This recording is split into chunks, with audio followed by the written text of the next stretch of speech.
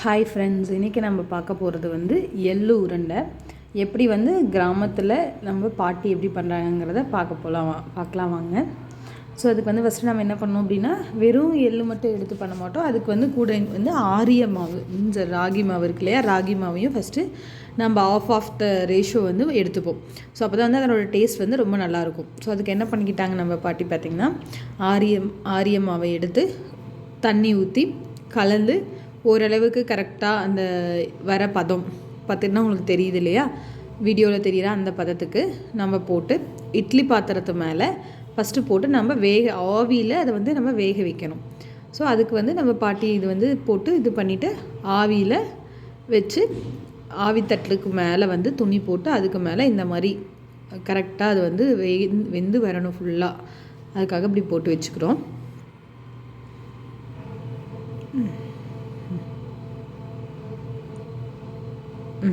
இட்லி பாத்திரத்தை போட்டு மூடி வச்சிடலாம். மூடி வச்சு நம்ம அடுப்பில் வச்சு வேக விட்டுடலாம். அதுக்கப்புறம் பார்த்திங்கன்னா எள்ளு. ஸோ நம்ம எள்ளை என்ன பண்ணணும்னா ஃபஸ்ட்டு வறுக்கணும். வறுத்து தான் ஃபஸ்ட்டு சுத்தம் பண்ணி எடுத்து வச்சுருந்த எள்ளை எடுத்துக்கிட்டு நம்ம அது ராவாக லைட்டாக அந்த ஸ்மெல் நல்லா வரலுக்கு வறுத்து எடுத்துக்கணும். அப்போ தான் வந்து எள்ளு உருண்டை நம்ம பிடிக்கும்போது நல்ல மணமாக இருக்கும். ஸோ அதுக்காக எள்ளை எடுத்துக்கிட்டு வறுக்கிறோம். அது நல்லா பொரிஞ்சு வரும். பார்த்திங்கன்னா உங்களுக்கு தெரியும், ஃபஸ்ட்டு இருந்ததுக்கு இப்போதைக்கு லைட்டாக கலர் சேஞ்ச் இருக்குது. நல்லா பொரிஞ்சு படன்னு டப்னு பொரிஞ்சது நம்ம எடுத்து வச்சுக்கலாம். ஸோ இது மாதிரி நமக்கு தேவையான அளவு பொரித்து எடுத்து வச்சு எள்ளு என்ன பண்ணிக்கிறோம் அப்படின்னா, நம்ம அரைச்சிக்கிறோம். செக்கில் போட்டு நம்ம நல்லா எள்ளு உருண்டையை ஃபஸ்ட்டு அந்த எள்ளு இதை வந்து இடிச்சுக்கலாம். அப்புறம் அதுக்கு தேவையான வெல்லம். இப்போ நம்ம வந்து ஓரளவுக்கு ஒரு 1 kgக்கு பக்கமாக பண்ணுறோம் அப்படின்னா நம்ம 1.5 kgக்கு பக்கமாக வெள்ளை எடுத்துக்கணும். வெள்ளை எடுத்து அதை நம்ம நல்லா நைஸாக நம்ம என்ன பண்ணணும்னா உடச்சி வச்சுக்கணும். சைடில் நம்ம ஆரிய மாவு வேக வச்சுருக்கோம் இல்லையா, அதுவும் வெந்துருச்சான்னு பார்க்கணும். நமக்கு இப்போ எடுத்து பார்க்கும்போது அந்த வெள்ளை கலர் இல்லாமல் அது வந்து நல்லா எல்லாமே ப்ரௌன் கலராக மாறி இருந்துச்சு அப்படின்னா அந்த ஆரியம் வந்து வெந்துருச்சுன்னு அர்த்தம். ஸோ இப்போ நம்ம என்ன பண்ணிக்கணும்னா, ஆல்ரெடி நம்ம என்ன பண்ணணும் அப்படின்னா, அந்த செக்கில் போட்டு ஆரியம் வந்து எள்ளை வறுத்து வச்சுருந்தோம் இல்லையா, அந்த எள்ளை போட்டு நம்ம இடித்தோம்.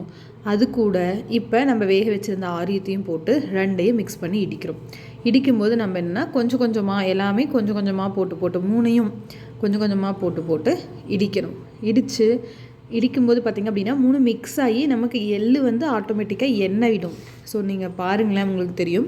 கொஞ்சம் கொஞ்சமாக தேவையான அளவு 3ஐயும் மிக்ஸ் பண்ணி இடிக்கும்போது ஃபைனலாக அது நமக்கு வந்து அப்படியே ஒரு எண்ணெய் திரண்டு 3 கலந்து ஒரு நமக்கு ஒரு நல்ல ஒரு எள்ளு உருண்டை பதத்துக்கு வரும்.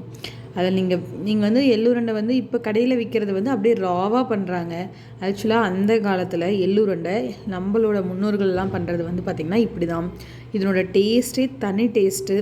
இது வந்து எப்படி சொல்கிறது, நம்ம வந்து சொல்லவே முடியாது. ஏன்னா நம்ம அந்த ஆரியம் வந்து கொஞ்சம் ஹார்டாக இருக்க மாதிரி இருக்கும். இதை நம்ம வந்து சாப்பிடும்போது அந்த ஆரிய மனம், எள்ளோட மனம் அதெல்லாம் பார்த்திங்கன்னு வச்சுக்கோங்களேன், வேறு லெவல் டேஸ்ட்டாக இருக்கும். இது நாங்கள் பாட்டிமா செஞ்சு கொடுக்குறது வந்து நாங்கள் சாப்பிடுவோம். பாருங்களேன், இப்போ நீங்கள் அந்த வீடியோவில் பார்க்கலாம். எப்படி வந்து நம்மளால் அதை வந்து எடுத்து பண்ணவே முடியாது. ஏன்னா அது ஃபுல்லாக பிடிச்சிக்குது. அதனோட எண்ணெய் வந்து எள்ளோட எண்ணெய் பதம் வந்து நம்ம பிடிச்சிக்குது. கடைசியாக 3 மிக்ஸ் ஆகி நம்ம இதை எடுத்து கரெக்டான பதத்துக்கு வந்துருச்சு பாருங்கள்.